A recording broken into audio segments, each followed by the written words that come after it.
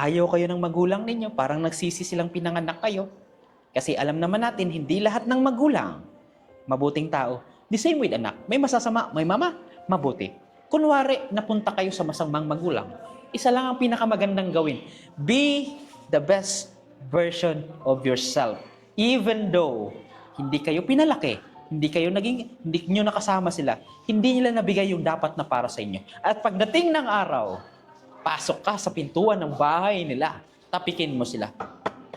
Ma, pa, ito na pala yung anak na iniwan mo. Successful na. At ngayon napatunayan ko na kaya ko palang sumaya kahit wala kayo. Pero thank you pa rin.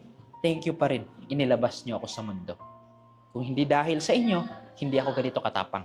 At thank you rin sa problemang binigay ninyo, sa sakit na binigay ninyo. Kasi bakit? Hindi dahil sa sakit na yon, hindi ako lumakas at makakarating sa lugar na narating ko.